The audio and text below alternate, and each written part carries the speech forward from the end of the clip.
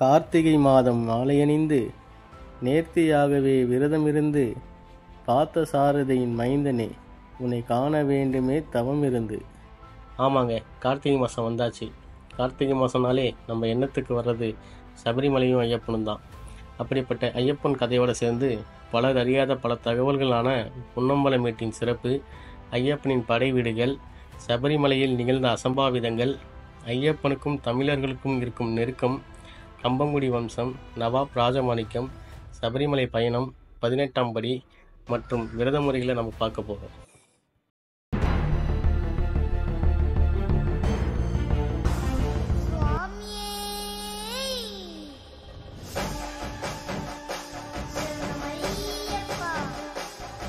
ஐயப்பனுக்கு மாலை அணிஞ்சு ஒரு மண்டலம், அதாவது 48 நாட்கள் விரதம் இருந்து தான் செல்வாங்க. ஒரு மண்டலம் என கூறப்படும் 48 நாட்கள் 27 நட்சத்திரங்கள், 12 ராசிகள் மற்றும் 9 கிரகங்களை சேர்ந்தது தான் அந்த 48 நாட்கள். ஆனால் இப்பொழுதெல்லாம் பெரும்பாலானோர் இதை கடைப்பிடிக்கிறது இல்லை. ஒரு மண்டலம் விரதம் இருக்கும்போது தான் நம் உடல் மற்றும் உள்ளம் தீய எண்ணங்களிலிருந்து விடுபட்டு நம் வாழ்க்கையை மேம்படுத்த உதவும். மேலும் கிரக தோஷங்கள் உள்ளவங்க மாலை நெஞ்சிருக்கும் போது அவங்களுக்கு எந்த தோஷங்களும் நெருங்காது. அசுர சம்ஹாரம் நிகழ்த்தி தீமை அழித்த கலியுகவர்தன் ஐயப்பன் கதையை பார்க்கலாம். மகிஷி என்ற மகிஷமுகி அரக்கர் குலத்தின் தலைவி. இவள் பிரம்மரை நோக்கி கடும் தவம் புரிகிறார். இவள் தவத்தினை கண்ட பிரம்மர் வரம் வழங்க வருகிறார். பிரம்மரிடம் தனக்கு சாகா வர வேண்டும் என்று கேட்கிறார். பிரம்மர் இவ்வுலகில் பிறந்த உயிரினங்கள் அனைத்துக்கும் பிறப்பு எப்படியோ அதே போல் இறப்பும் உண்டு, ஆகையால் உனக்கு இவ்வரத்தினை தர முடியாது என்று மறுக்கிறார். பின்பு ஹரிஹரனுக்கு பிறந்த குழந்தையால் தான் தனக்கு மரணம் நிகழ வேண்டும் என்று வரம் கேட்கிறார். அந்த வரத்தினை பிரம்மர் வழங்கினார். வரம் பெற்ற பின்பு தேவர்களையும் ரிஷிகளையும் மற்றும் முனிவர்களையும் சித்திரவதை செய்ய துவங்குகிறாள் மகிஷி. இந்திரன் பவனி வரும்போது துர்வாச முனிவர் எதிரே வந்தார். லட்சுமி அளித்த அந்த மலர் மாலையே உனக்கு பரிசா அளிக்கிறேன்னு கூறி இந்த மலர் மாலையை இந்திரனை கொடுத்தார். மாலை வாங்கின இந்திரன் அந்த மாலையை அவமதித்தார். இந்திரன் செய்த செயலால் முனிவருக்கு கோபம் ஏற்பட்டது. கோபம் கொண்ட அவர் இந்திரனை நோக்கி சாபம் விட்டார். சாபம் பெற்ற பின் இந்திரன் பூலோகத்தில் உள்ள மனிதர் போல் உடல் இழைத்து முதுமையாக காணப்பட்டார். இந்திரனால் இந்திரலோகமே சாபத்தில் சூழ்ந்தது. அகந்தை அழிந்த இந்திரன் முனிவரிடம் சாப விமோசனம் கேட்கிறாரு. மனமிறங்கிய முனிவர் பார்க்கடலில் இருக்க அமிர்தத்தை கடைந்து உண்டா நீ பெற்ற சாபம் விலகுன்னு சொல்றாரு. வலிமை இழந்த இந்திரலோகத்துக்கு மகிழ்ச்சி வருவதை அறிந்த இந்திரலோகம் சிவனை நோக்கி தங்களின் சாபத்தை போக்க அமிர்தத்தை வழங்குமாறு கேட்கிறார்கள். சிவபெருமான் வலிமை இழந்த உங்களால் பார்க்கடலை கடைய முடியாது, ஆகையால் அசுரர்களுடன் சேர்ந்து பார்க்கடலை கடைந்து அமிர்தம் எடுத்துக்கொள்ளுமாறு சொல்றாரு. அதன்படி மேருமலையை மத்தாகவும் வாசுகியை கயிறாகவும் கொண்டு தேவர்களும் அசுரர்களும் இணைந்து பார்க்கடலை கடைந்தார்கள். பார்க்கடலை கடைந்து அமிர்தம் எடுத்த பின் அசுரர்கள் அமிர்தத்தை இந்திரலோகத்தை சேர்ந்தவர்களுக்கு கொடுக்காமல் எடுத்து சென்றனர். இதை சிவபெருமானிடம் கூறி உதவி செய்யுமாறு இந்திரலோகத்தில் உள்ளவர்கள் வேண்டினார்கள். சிவபெருமான் நடந்ததை விஷ்ணுவிடம் கூறி அசுரர்களிடம் இருந்து அமிர்தத்தை எடுத்து இந்திரலோகத்தில் உள்ளவர்களிடம் கொடுக்குமாறு கூறினார். விஷ்ணு மோகினி அவதாரம் கொண்டு அசுரர்களிடம் இருந்த அமிர்தத்தை எடுத்து இந்திரனிடம் கொடுத்து சாப விமோசனம் பெற செய்தார். மோகினி அவதாரம் கொண்ட விஷ்ணுவுடன் சேர்ந்து சிவபெருமான் ஐயப்பன் பிறக்க வழிவகுத்தார். விண்ணோர் வரம் வழங்க மண்ணோர் தவம் புரிய ஐயப்பன் பிறந்தார். இருவரும் ஐயப்பனை பம்பை நதிக்கரையில் விட்டுவிட்டு சென்றார்கள். பந்தள நாட்டு மன்னரான ராஜசேகரன் மற்றும் மனைவி கோப்பெருந்தேவி ஆகிய தம்பதிக்கு ரொம்ப நாளாக குழந்தை இல்லாமல் இருக்கு. இவர்கள் குழந்தை வரம் கேட்டு இறைவனை வணங்கி வந்தாங்க.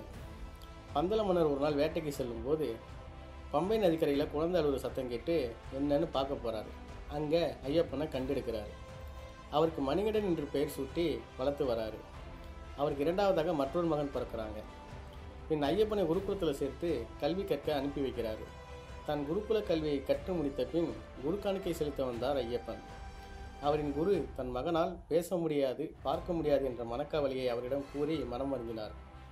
தன்னுடைய குருவின் மனக்கவலையை போக்க அவரின் மகனை பேசவும் பார்க்கவும் வைத்தார் ஐயப்பன். குருகுலம் முடிந்து வீடு திரும்பிய பின் மன்னர் அவருக்கு முடிசூட்ட முடிவு செய்தார். இது தெரிந்த வஞ்சக எண்ணம் கொண்ட அமைச்சர் ஒருத்தர் மகாராணியின் மனதை கலைத்து சதித்திட்டம் தீட்டினார். மகாராணியின் உடல்நலம் குன்றியுள்ளார், அவர் சரியாக வேண்டுமென்றால் புலிப்பால் வேண்டும் என்று மன்னரிடம் கூறினார். இதை கேட்ட ஐயப்பன் முன்வந்து தான் சென்று புலிப்பால் கொண்டு வருகிறேன் என்று வனத்துக்குள் செல்ல ஆரம்பித்தார். அசுர சம்காரம் நிகழ்த்தி தீமையை அழித்து கலியுகத்தை காக்கும் நேரம் வந்தது ஐயப்பனுக்கு. ஐயப்பன் காட்டிற்குள் சென்றவுடன் ஈசனால் அனுப்பப்பட்ட பூதங்கணங்களும் அவரை வணங்கி பின்தொடர்ந்தனர். தேவேந்திரன் தலைமையில் தேவர்களும் ஐயப்பனுக்கு துணையாக வந்தனர். ஐயப்பனின் வருகையை அறிந்த முனிவர்கள் மகிழ்ச்சியின் கொடுமைகளை கூறி ஐயப்பனிடம் முறையிட்டனர். தனது அவதார நோக்கம் நெருங்குவதை உணர்ந்த ஐயப்பன் தன் மனதில் சிவனையும் விஷ்ணுவையும் நினைத்து மகிழ்ச்சியுடன் சண்டையிட தயாராகிறார். இறுதியில் மகிழ்ச்சியை வீழ்த்தி வெற்றி பெறுகிறார். மகிஷமுகி உடல் அழுதா நதியில் வந்து விழுந்தது. அவள் மீண்டும் எழுவதற்குள் ஐயப்பன் அவள் முதுகு மேல் ஏறி கோர தாண்டவமாடி அழித்தார். ஐயப்பனின் மகிஷமுகி சம்காரத்தை காண வந்த சிவபெருமான் தனது காளையை பக்கத்தில் உள்ள ஒரு மரத்தில் கட்டினார். அதனால் அந்த இடம் காளைகட்டி என்று அழைக்கப்படுகிறது. ஐயப்பன் பாதம் பட்டதால சாப விமோசனம் அடைஞ்சாங்க லீலாவதி. பின் ஐயனிடம் தன்னை திருமணம் செய்து ஏற்றுக்கொள்ளுமாறு வேண்டுதல் வச்சாங்க. அதை நிராகரித்த ஐயப்பன், நான் இந்த அவதாரத்தில் நித்திய பிரம்மச்சாரியாக இருக்க போகிறேன். என்னுடைய கோவிலுக்கு எந்த வருஷம் புதிய பக்தர்னு சொல்லக்கூடிய கன்னிசாமி வரவில்லையோ அப்பொழுது நான் உன்னை திருமணம் செஞ்சுக்கிறேன். அது வரைக்கும் எனக்கு கட்டும் கோவிலுக்கு பக்கத்தில் உனக்கும் ஒரு கோவில் கட்டுவாங்க. மேலும் உன்னை எல்லாரும் மாளிகைபுரத்து மஞ்சமாதான்னு அழைப்பாங்கன்னு ஐயன் கூறுறாரு. மகிஷின் உடல்ல உயிர் இல்லைனாலும் மலை போல உயரத் தொடங்குது. இப்படியே விட்டா சூரியனையும் சந்திரனையும் மறைக்கும் என எண்ணி ஐயப்பன் உடலை பாதத்தில் தள்ளி கற்களால் மூடினார். இப்படி கற்களால் மூடப்பட்ட மகிஷமுகியின் உடலை அடக்கம் செஞ்ச இடமே கல்லிடம் குன்று. இந்திரன் பெண் புலியாக மாறி நானே உங்களை அரண்மனை கொண்டு செல்றேன்னு பெண் புலியாக மாறுறாரு. போகும் வழியில் நீலிமலையில் ஐயப்பனை காண சபரி என்ற பெண் பக்தர் ரொம்ப நாள் காத்துட்டு இருந்ததுனால ஐயப்பன் சபரியை காட்சியளித்து அந்த பக்தியின் பெயரை சபரிமலைக்கு வைத்தார். அமைச்சரும் அரண்மனை வேலை செய்கிற வேலையாட்களும் ஐயப்பன் புலிமேல் வர்றதை ஆச்சரியமாக பார்க்குறாங்க. பின் ஐயப்பனின் வளர்ப்பு தாயான கோப்பெருந்தேவி தன் தவறை உணர்ந்து மன்னிப்பு கேட்குறாங்க. பின் ராஜசேகரிடம் தங்கள் ராஜ்யத்துக்கு உட்பட்ட இடத்தில் எனக்கு ஒரு இடம் கொடுங்க, நான் அங்கு தங்கி பக்தர்களுக்கு அருள் பாலிக்கிறேன் என்று ஐயப்பன் கூறுறாரு. மன்னரின் பட்டாபிஷேகம் ஆசை வந்த ஐயப்பன் ஒவ்வொரு வருஷம் மகா சங்கராந்தி நாளில் பரஞ்சோதி ரூபமாக நான் எல்லாருக்கும் காட்சி கொடுப்பேன்.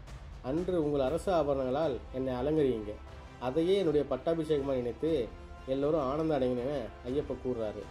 நான் விடும் அம்பு எங்கே போய் விழுகிறதோ அங்கே எனக்கு ஒரு பீடத்தை கட்டுங்கள், அங்கே பரசுராமர் வருவார், அவரால் எனது விக்கிரகத்தை அமைத்து வையுங்கள். மேலும் என் கோவில் முன்னால் 18 சித்திகள் சின்னமாக 18 படிகள் கட்டுங்கள். ஒவ்வொரு வருடம் என்னை காண வரும் பக்தர்கள் அந்த படியின் வழியாக என்னை தரிசிக்க சகல சித்திகளையும் பெறுவார்கள் என்று ஐயப்பன் கூறினார். வாவர் கோயில் எரிமேலியில் இக்கோவில் உள்ளது. ஐயப்பனுக்கு மாலையிட்டு சபரிமலை செல்லும் பக்தர்கள் அனைவரும் எரிமேலியில் உள்ள வாபர் மசூதியை வணங்கிதான் செல்வார்கள். பலருக்கு எரிமேலியில் உள்ள மசூதியை ஏன் வணங்குகிறோம், ஏன் வேஷம் போட்டு நடனம் ஆடுகிறோம் என்று காரணம் தெரியாது. அதன் உண்மை காரணம், வாவர் என்ற நபர் அரேபிய தேசத்திலிருந்து பந்தல் நாட்டின் மீது போர் புரிய வந்தார். அவருடன் போர் புரிந்த ஐயப்பன் வெற்றி பெற்றார். ஐயப்பனின் வெற்றியை கொண்டாடவே பேட்டை துள்ளுவார்கள். வாவர் ஐயப்பனிடம் தோற்ற பிறகு அவருடன் தோழமை கொண்டு நல்ல எண்ணங்களை வளர்த்து கொண்டார். தோல்வி பெற்ற வாபருக்கு தனது இடத்தில் மசூதி கட்டுமாறு பந்தலராஜாவிடம் ஐயப்பன் கூறினார். இந்த மசூதிக்கு இன்று வரை சபரிமலை செல்லும் பக்தர்கள் வாபரை வணங்கி அங்கு திருநீர் வாங்கி செல்வது வழக்கம். சரங்குத்தி ஐயப்பன் விட்ட அம்பு விழுந்த இடம்தான் சரங்குத்தி. இங்கு முதலில் மாலை அணிந்து கன்னிசாமியாக போகும் ஐயப்பன்மார்கள் மட்டும்தான் சரங்குத்த வேண்டும். மகரஜோதி மகரஜோதி என்பது மகர சங்கராந்தி தினமான தை மாதம் 1ஆம் தேதி மாலையில் சூரியன் மறையும் நேரத்தில் வானில் தோன்றும் ஒரு புனிதமான நட்சத்திரம். இந்த நாளில் ஜோதி ரூபமாக ஐயப்பன் காட்சி தருவார். வருடத்தில் ஒரு முறை ராஜ அலங்காரத்தோட ஆபரணங்கள் அணிந்து ஐயப்பனை காணும் நாளும் இதுதான். மகர ஜோதியாக காட்சியளிக்கும் ஐயப்பன் பொன்னம்பலமேட்டில் 3 முறை ஜோதியாக காட்சியளிப்பார். இந்த ஜோதியை அப்பாச்சிமேடு, பம்பை, பெரியானவட்டம், புல்மேடு இந்த இடத்துல இருந்து பார்க்கலாம். புல்மேடு பகுதியிலிருந்து பார்க்கும்போது இன்னும் நல்லா தெரியும். மகர விளக்கு பூஜை மகர ஜோதியிலிருந்து 7 நாட்கள் மகர விளக்கு பூஜை திருவிழா கொண்டாடப்படும். விழாவின் இறுதி நாளில் காட்டு தேவதைகள் மற்றும் தெய்வங்களை அமைதிப்படுத்துவதற்காக குருத்தி என்னும் சடங்கு நடத்தப்படும். இதுவே மகர விளக்கு பூஜை. பொன்னம்பலமேட்டின் மற்றொரு சிறப்பு, பரசுராமர் பொன்னம்பலமேட்டில் தான் ஐயப்பன் சிலையை செய்தார். ஐயப்பன் சிலையை அவகானம் செய்யும்போது பாடிய பாடல்தான் லோக வீரம் மகாபூஜ்யம். இந்த பாடலை பரசுராமர் யோகத்தின் போது கடவுளை வரவழைக்க பாடியதாக கூறப்படுகிறது. ஐயப்பனின் அறுபடை வீடுகள். முருகப்பெருமானுக்கு எப்படி அறுபடை வீடு உள்ளதோ அதே போல் ஐயப்பனுக்கும் அறுபடை வீடு உண்டு. இருக்கலாங்க, முருகப்பெருமானுக்கு அறுபடை வீடு இருக்கு, விநாயகர் பெருமானுக்கும் அறுபடை வீடு இருக்கு, அவர் தம்பியான ஐயப்பனுக்கும் அறுபடை வீடு இருக்கலாம்ல. 1. குலத்துப்புலா குழந்தையாக காட்சியளிக்கிறார். 2. சபரிமலை பிரம்மச்சாரியாக காட்சியளிக்கிறார். 3. ஆரியங்காவு இக்கோவிலில் புஷ்கலை என்னும் பெண்ணை திருமணம் செய்தவராக காட்சியளிக்கிறார். 4. அச்சங்கோவில் பூர்ணா மற்றும் புஷ்கலை என்னும் இரு மனைவிகளுடன் குடும்பமாக காட்சியளிக்கிறார். 5. எரிமேலி ஐயப்பன் வேட்டைக்கு செல்லும் கோலத்தில் கையில் வில் மற்றும் அம்புகளை ஏந்தியவாறு காட்சியளிக்கிறார். பந்தளம் இங்குதான் பந்தள மன்னன் ராஜசேகரன் பாண்டியனால் ஐயப்பன் சீரோடும் சிறப்போடும் வளர்க்கப்பட்டார். அந்த நாட்டு மன்னன் கட்டிய கோவில் இங்கு உள்ளது. இங்குள்ள பந்தள அரண்மனையில்தான் ஐயப்பனின் திரு ஆபரணங்கள் பாதுகாக்கப்பட்டு வருகிறது. சபரிமலையில் நிகழ்ந்த அசம்பாவிதங்கள். இதுவரை ஐயப்பன் கோவிலில் 4 முறை அசம்பாவிதம் நடந்துள்ளது. 1902, 1950, 1999 மற்றும் 2011 ஆகிய வருஷத்தில் அசம்பாவிதம் நடந்திருக்கு. இதில் 2 முறை தீ விபத்தும் 2 முறை மக்கள் கூட்டத்தினாலும் அசம்பாவிதம் நடந்திருக்கு. 1902 நடந்த தீ விபத்து இயற்கையின் சீற்றத்தால் ஏற்பட்ட நிகழ்வு. கோவில் முழுவதும் மரத்தினால் ஆனதால் தீ வேகமாக பரவி கோவில் முழுவதும் எரிந்தது. மறுநாள் காலையில் கோவிலை திறந்து பார்த்தபோது ஐயனை கட்டி பிடித்தபடி ஒரு உருவம் அமர்ந்திருந்தார். ஆமாங்க, அவர் வேற யாரும் இல்லை, அந்த கோவிலில் வேலை செஞ்ச வேலையாட்கள் ஒருத்தர். 1950 மறுபடியும் கோவிலில் தீ விபத்து ஏற்பட்டது. ஆனால் இம்முறை இயற்கையினால் ஏற்பட்டதல்ல, சில தீய எண்ணங்கள் கொண்ட நபர்களால் இது நடந்தது. ஐயனின் விக்கிரகம் முதற்கொண்டு சேதமடைந்திருந்தது. தீ விபத்தை பற்றி ஆராய்ச்சி செய்த Kesava Menon deputy inspector general ஆராய்ச்சி அறிக்கையில் கூறுவது தீ விபத்து செயற்கையாக நடத்தப்பட்டிருக்கிறது. தீ விபத்துக்கு முன்னாடி கோவில் கதவுகள் கடப்பாறை மூலமும் கோடாரி மூலமும் கதவுகளை தகர்த்த முயன்றுள்ளார்கள். அதன் அடையாளம் கதவுகளில் உள்ளது. மேலும் கருவறையில் உள்ள விக்கிரகத்தை முழுவதும் உடைக்க முயன்று முடியாமல் போனதால் தீ வைத்துவிட்டு சென்றார்கள் என கூறப்படுகிறது. இதை செய்தவர்கள் யார் என்று தெரியாததால் இந்த வழக்கை விட்டுவிட்டனர். ஐயப்பனுக்கும் தமிழர்களுக்கும் இருக்கும் நெருக்கம். பெரும்பாலும் கேரளா பக்தர்களை காட்டிலும் தமிழ் பக்தர்களே அதிக அளவில் ஐயப்பனை காண மாலையிட்டு விரதம் இருந்து செல்றாங்க. பந்தள மன்னனான சசிவர்மன் சொல்றது, நாங்கள் பாண்டியர்களோட வாரிசு தான். முற்காலத்தில் பாண்டியர்களோட சண்டை ஏற்பட்டு பல திசைக்கு பல பாண்டியர்கள் சென்றாங்க. அவ்வாறு செல்லும்போது நாங்கள் இந்த பந்தள தேசத்தை போர் புரியாமல் பொற்காசுகள் கொடுத்து வாங்கியதா சொல்கிறாரு. இன்று வரை பந்தள குடும்ப கட்டுப்பாட்டில் தான் கோவில் உள்ளது. எப்பொழுதெல்லாம் ஐயப்பன் கோவில் மூடப்படுகிறதோ அப்பொழுதெல்லாம் கோவிலின் சாவி பந்தள அரண்மனை சென்று ஒப்படைக்கப்படும். மேலும் இவங்க கட்டுப்பாட்டில் தான் ஐயப்பனின் ஆபரணங்கள், ஐயப்பன் படித்த ஓலைச்சுவடிகள் மற்றும் ஐயப்பனை சேர்ந்த அனைத்து பொருட்களும் இருக்கிறது. மேலும் சசிவர்மன் கூறுவது, மதுரை மீனாட்சி அம்மன் தான் எங்கள் குலதெய்வம். எங்கள் குடும்பத்தில் பல பேர் பல நாடுகளில் உள்ளார்கள். வருடத்தில் ஒரு முறை ஐயப்பன் பிறந்தநாளான உத்தர நட்சத்திரம் அன்று அனைவரும் ஒன்று கூடுவோம். ஐயப்பன் பிறந்தநாள் முடிந்த பிறகு அனைவரும் ஒன்றா மதுரை மீனாட்சி அம்மனை தரிசிப்பது வழக்கம். அப்படி மதுரை வரும்போது சில தினம் அங்கே தங்கி எங்கள் பூர்வீகத்தை பற்றி அறிய முயற்சிப்போம். இது மட்டும் இல்லைங்க, இவர்கள் வைத்திருக்கும் ஐயப்பன் பயன்படுத்திய ஓலைச்சுவடிகளில் பெரும்பாலான எழுத்துக்கள் தமிழ் மொழியில்தான் உள்ளது. மற்றொரு நிகழ்வையும் பார்ப்போம். 1950 இக்கோவில் ஏற்பட்ட தீ விபத்தில் கோவிலோடு சேர்ந்து சிலையும் சேதமடைஞ்சிருச்சு. புதிய சிலையை யார் செய்கிறதுன்னு கேள்வி எழப்பட்டது. அப்பொழுது அவர்கள் தேவப்பிரசம் என்னும் முறையை தேர்வு செஞ்சாங்க. இந்த முறையின்படி ஐயப்பன் சன்னதியில் சீட்டு போட்டு பார்த்தார்கள். அந்த சீட்டில் மதுரை ராஜமாணிக்கம் பிள்ளை, டி ராஜன் பெயர்கள் வந்தன. இவர்கள் செய்து கொடுத்த சிலையை தான் இன்று வரை தரிசித்துக் கொண்டிருக்கிறோம். இந்த சிலையை வடிவமைத்தவர் கும்பகோணத்தை அடுத்த சுவாமிமலையைச் சேர்ந்த தேசிய விருது பெற்ற சிற்பக்கலைஞர் ராமசாமி சபபதியால் செய்யப்பட்டது.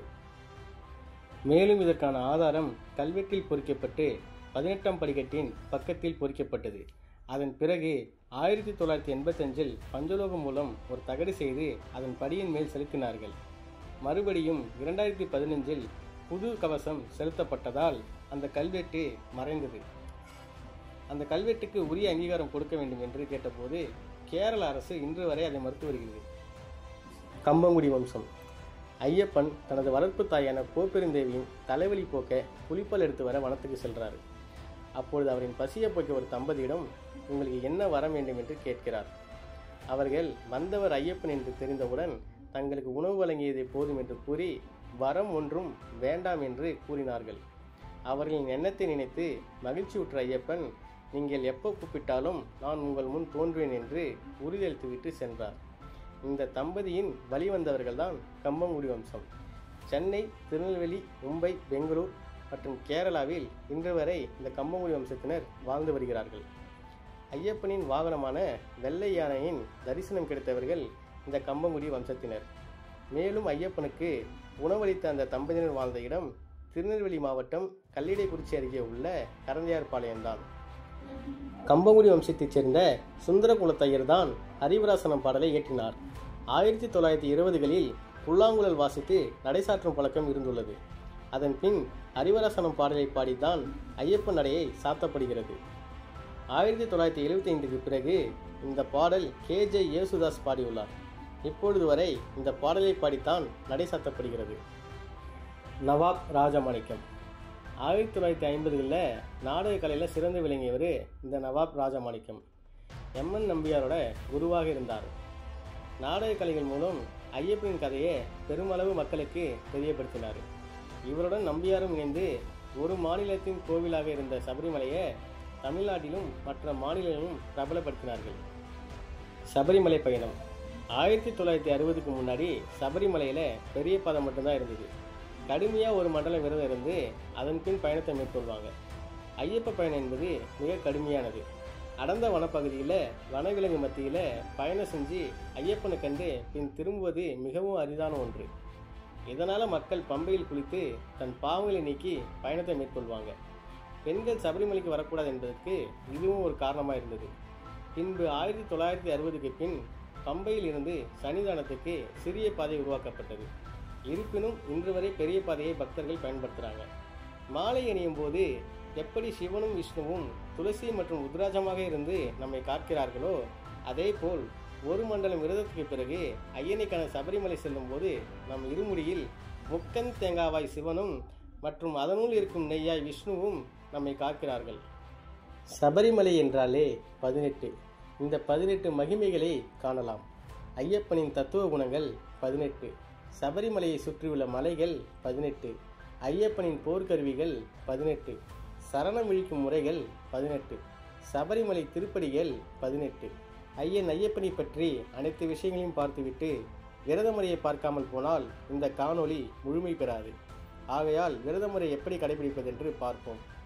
1. முடிந்தவரை ஒரு மண்டலம் விரதம் இருக்க வேண்டும். 2. துளசி மாலை மற்றும் ருத்ராஜ மாலையும் அணிய வேண்டும். 3. காலை மாலை குளியல் அவசியம். 4. கோபத்தை விடுத்து சாந்தமாக இருப்பது அவசியம். 5. பூஜையில் கலந்து கொள்ள வேண்டும். 6. சந்தனம் எப்பொழுதும் நெற்றியில் இருக்க வேண்டும். 7. முடிவெட்டுதல், தாடி மடித்தல், நகம் வெட்டுதல் போன்றவற்றை தவிர்க்கவும். 8. குருசாமி சொல்வதே வேதவாக்கு என்று அவர் சொல்வதை கேட்க வேண்டும். 9. பெண்கள் உட்பட அனைவரையும் சாமியாக பார்க்க வேண்டும். 10. கட்டில் மெத்தையை பயன்படுத்தக்கூடாது. 11. காலணி அணியக்கூடாது. 12. உடலுக்கு தீங்கு விளைவிக்கும் அசைவம், மது, புகையிலை மற்றும் பாக்கு கூடாது. இந்த விரத முறைகளை கடைபிடித்து மனம் குளிர ஐயனை கண்டு வாழ்வில் ஐயனின் அருளை பெறுவோம். தத்வமசி தத்துவம். சன்னிதான வாசலில் தத்வமசி என்ற வாசகம் எழுதப்பட்டுள்ளது. நீ எதை நாடி வந்தாயோ அது நீயாகவே உள்ளாய் என்பது இதன் பொருள். ஏ மனிதா, தெய்வத்தை தேடி நீ இவ்வளவு தூரம் சிரமப்பட்டு வந்திருக்க வேண்டியதில்லை. காடு மேடுகளை கடந்திருக்க வேண்டியதில்லை. உனக்குள்ளேயே நான் இருக்கிறேன். நான் இங்கிருந்து உன்னை எப்படி பாதுகாக்கிறேனோ அதேபோல் நீயும் உன்னை சார்ந்தவர்களை பாதுகாக்கும் வகையில் நடந்து கொள். அவர்களிடம் நல்லதை பேசு, நல்லதை செய், நன்மையை நாடு என்பது இந்த சொல்லுக்குள் அடங்கியுள்ள தத்துவம். சுவாமியே சரணமையப்பா, ஹரிஹர சுதனையே சரணமையப்பா, ஆனந்த சித்தனையே சரணமையப்பா.